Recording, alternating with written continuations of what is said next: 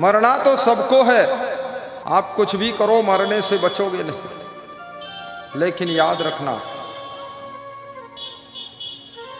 पहले तरो फिर मरो,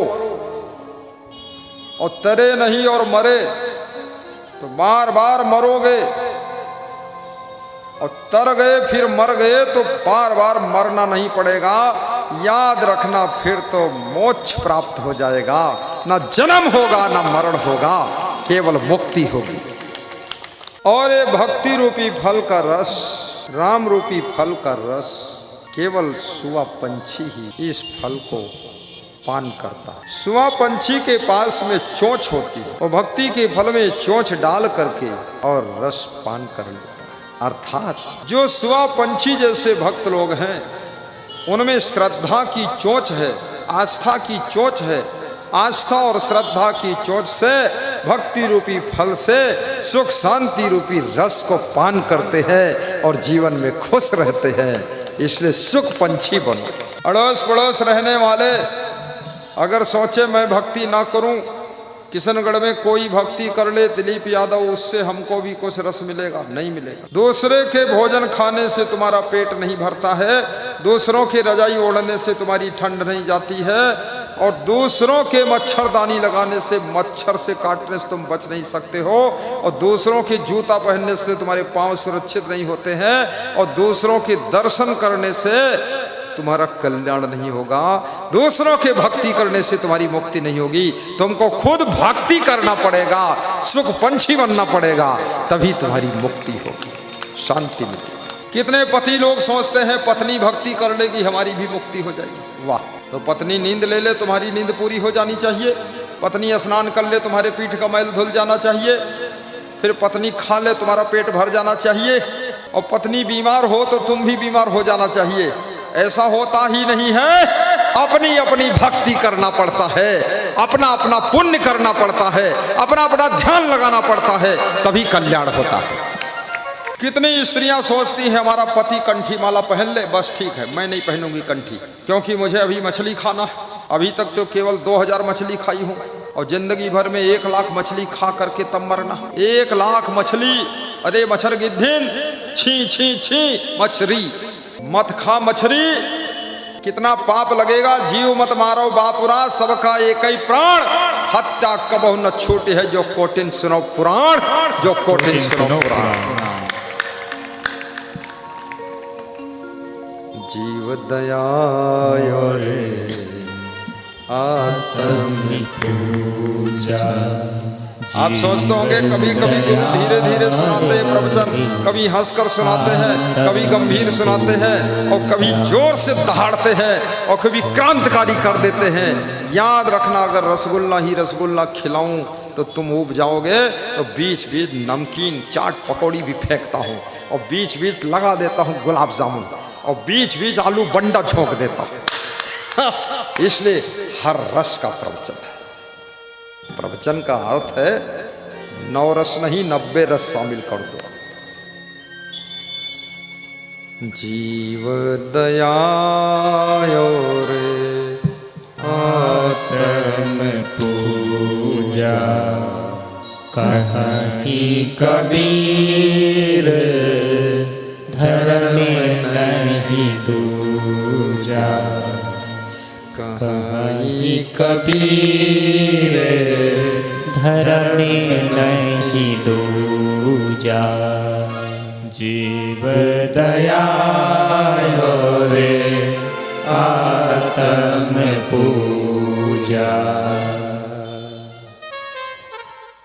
जीवों पर दया, आत्मा की पूजा, इससे बड़ी कोई भक्ति नहीं, इससे बड़ी कोई नमाज नहीं, इससे बड़ी कोई प्रार्थना उपासना नहीं।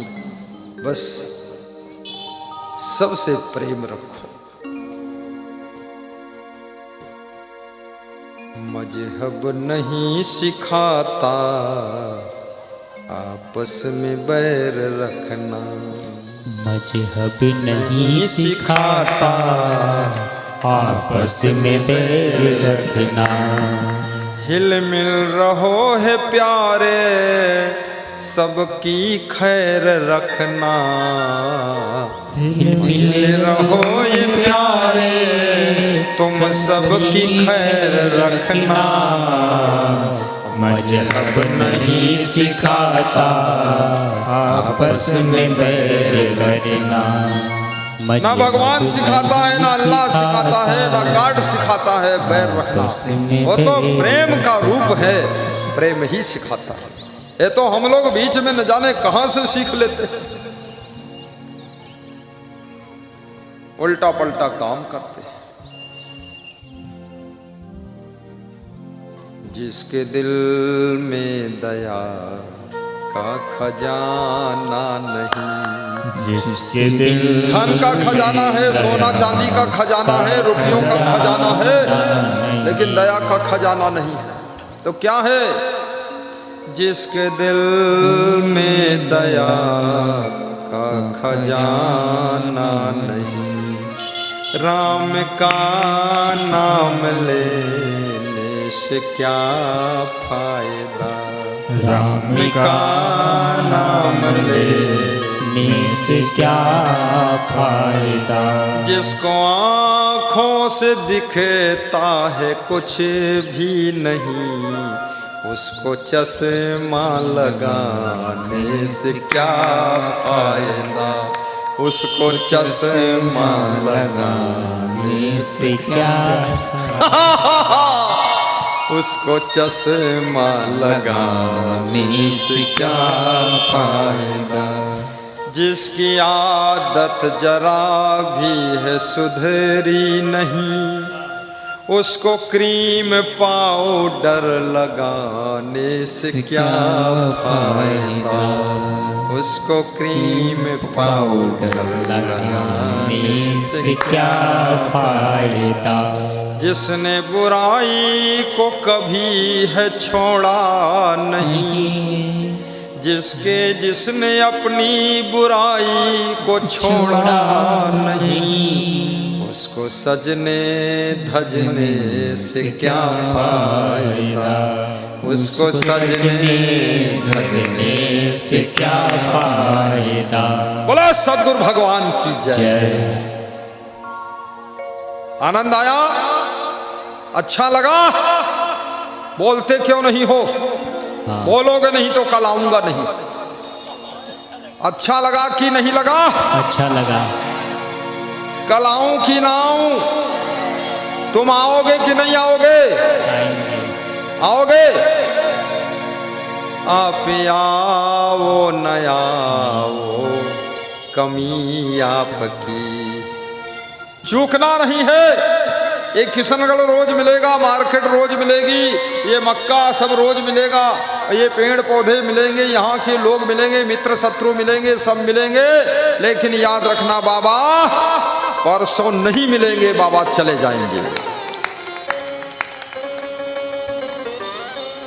इसलिए कल केवल एक दिन और बचा। ये दिलीप भाई बड़ा बुद्धिमान आदमी, केवल 2 दिन का रखा कि एक दिन कोई चूक जाए दूसरे दिन ज्वाइन कर ले, और दूसरे दिन चूक जाए वो जाने उसका भाग्य जाने। 3 दिन का प्रोग्राम तो रखना ही नहीं चाहिए, 2 दिन काफी है। और 3 दिन में तो बहुत खर्चा भी बढ़ता है, ऊब जाता है आदमी रहते रहते। और 3 दिन कौन घर बार छोड़कर पड़ा रहेगा। आज लोग आए हैं, रात रुकेंगे और सुबह निकल जाएंगे प्रवचन सुन के, ये ठीक है? आइए। जिसके दिल में दया का खजाना नहीं, जिसके दिल में दया का खजाना नहीं, राम का नाम लेने से क्या फायदा। राम का नाम लेने से क्या फायदा। राम का नाम लेने से क्या फायदा। राम का नाम लेने से क्या फायदा। और आगे, दान का हाथ आगे बढ़ाया नहीं, दान का हाथ आगे बढ़ाया नहीं। खाली माला हिलाने से क्या फायदा, रात दिन माला खाली हिला रहे। माला हिलाने से क्या फायदा, खाली माला हिलाने से क्या फायदा, खाली माला हिलाने बहुत सुंदर बाजा बजाया है तुमने, पसंद आ गया। चलना मेरे साथ, वेतन भी दूंगा, फ्री में नहीं रखूंगा। साहेब इसको भेज देना, कम से कम बिहार भर तो रह ले। जब बिहार में छोड़ूं तो मुझको छोड़ दे, वापस आ जाए। लेकिन अच्छा बजाता है, बाल भी बड़े नहीं रखा है, फैशन नहीं करता है, पसंद आ रहा है। दांत भी साफ है, कुछ खाता नहीं, गोबर ओबर कुछ नहीं खाता। हाँ, कपड़े भी बहुत फैशनेबल नहीं है, सिंपल है। शादी हुई कि नहीं? अभी नहीं हुई, वो भी ठीक है। मैं भी ब्रह्मचारी, वो भी ब्रह्मचारी, निपट जाएगा। ऐसा मारूंगा मंत्र, न पत्नी न पतना, अब गुरु ले जाए चाहे जितना। हाँ बस निपटा दिया एक आदमी किशनगढ़ में। हाँ तो वेतन भी नहीं देना पड़ेगा, बाजा बजाएगा बहुत अच्छा और सुखी भी रहेगा। शादी वादी में कौन सुख है, लफड़े में लफड़ा, झगड़े में झगड़ा। ये तो दूर से लगता है, अरे कितनी सुंदर लड़की है, विवाह कर लो, उसी दिन से पता चलता इतनी खतरनाक है। ये दूर से लड़का दिखता है बहुत सुंदर खड़ा, अरे भोला भाला, और विवाह करके जब जाओगी उसके घर में तो भोला तो न जाने कहाँ चला गया, केवल बचा है भाला। हाँ, और भाला से पड़ गया पाला और ये कठिन मिल गया साला। हाँ, ऐसा लफड़ा है ये। विवाह में सुख किसने पाया आज तक? कोई नहीं। राम ने विवाह किया, लफड़ा बढ़ते। जब ते ब्याही राम घर आए, नित नित झंझट रोज बढ़ाए।